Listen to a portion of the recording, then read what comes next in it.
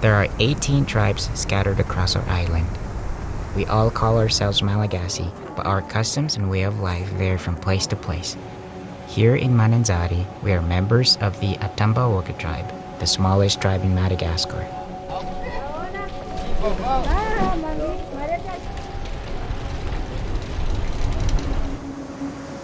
The ocean is our lifeblood here in Mananzari. We rely on the water for everything, from fishing and hunting to plant cultivation. We are surrounded on one side by salt water and fresh water on the other.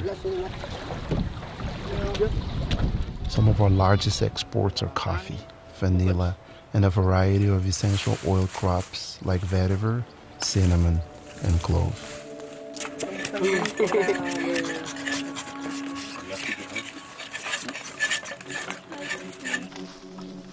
There are 2 large exporters here, and countless farmers running their own small distilleries.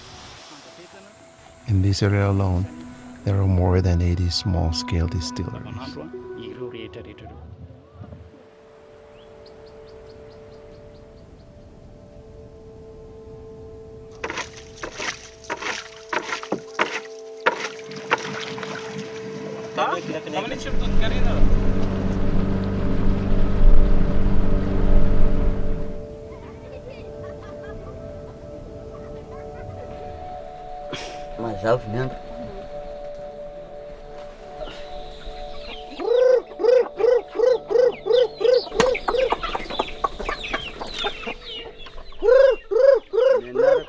My name is Joseph Claudius.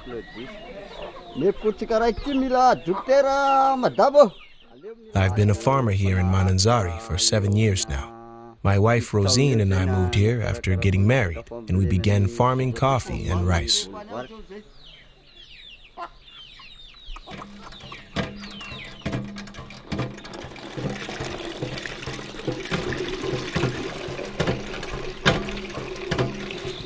We have a simple life here on the outskirts of Mananzari. Each morning, Claudius feeds the chickens and prepares our tools while I fetch water and cook breakfast.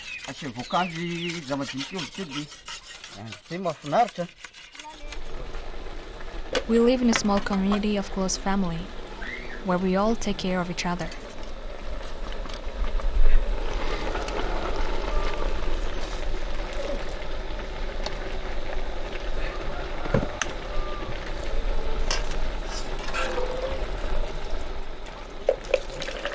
We have a young son named Claudio. He's 7 years old. He always says that he wants to be a doctor when he grows up. Claudio's education is very important to us. Up until a few years ago, we were still only planting coffee and rice, but that wasn't enough.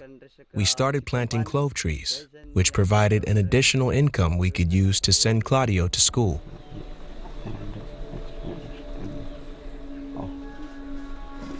There are no doctors this far away from the city. If someone needs to visit the doctor, it can be difficult to find transportation. We hope that by sending Claudio to school, he will someday have the opportunity to open a clinic in our area.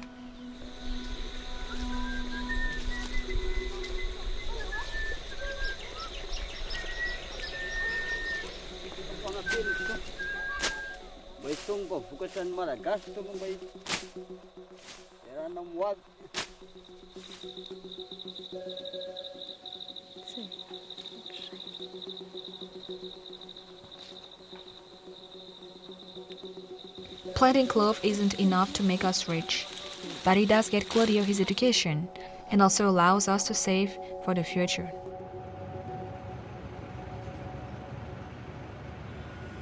Many farmers live far outside of the city, and it's hard for them to transport their product to the market where they can be sold.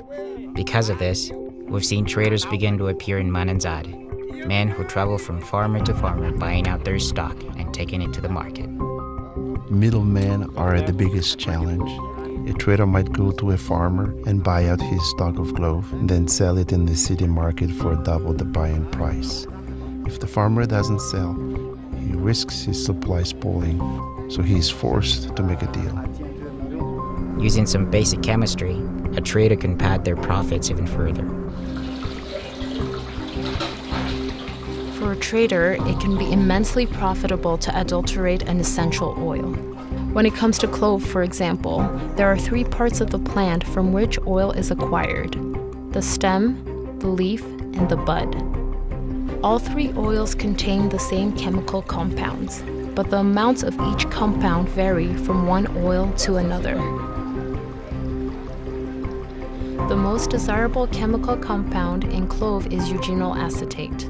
Its levels are highest in the clove bud. Essential oil derived from the bud is naturally the most valuable, being worth double the clove stem and quadruple the clove leaf. To some buyers, high-quality oil isn't a priority. In that kind of scenario, they may seek out a cheaper clove oil. The real problem comes when a customer asks for one thing and is given another. There's little access to chemical testing equipment in Madagascar, so international buyers often don't know if their essential oils are pure until they're personally tested. The highest quality clove oil is around 15% eugenyl acetate. There are many ways to mix oils to increase profits. Some methods are as simple as mixing clove bud with clove stem. We can keep eugenyl acetate levels within the buyer's expectations and they'd never know. Another method is to add synthetic eugenyl acetate directly to clove leaf or stem. To even a sophisticated lab, it would look like clove bud oil. The difference between pure and synthetic is almost undetectable.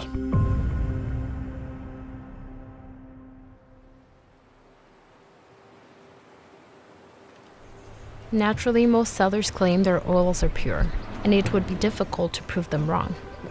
To give our buyers confidence in the oil we produce, we ship our essential oils to one of the only labs on the island, in Antananarivo, our nation's capital. The tests we run in this lab are not comprehensive, but it gives our buyers some base levels to go off of.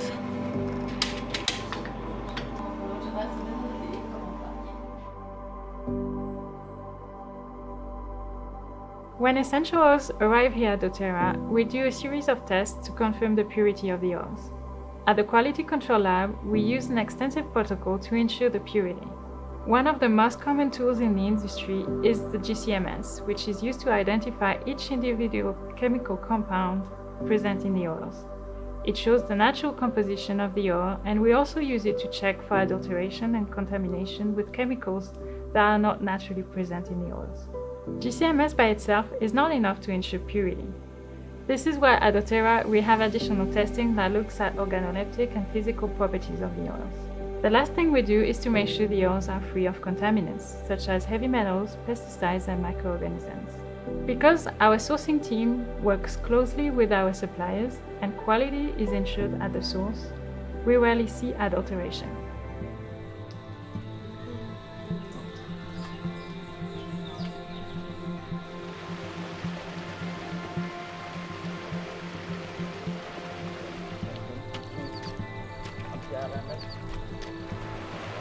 All around the world, farmers are dependent on oil producers for their livelihood. Gladys and Rosine represent hundreds of thousands of farmers who work hard to provide an education and future opportunities for their children. These farmers are the heart of the essential oil industry.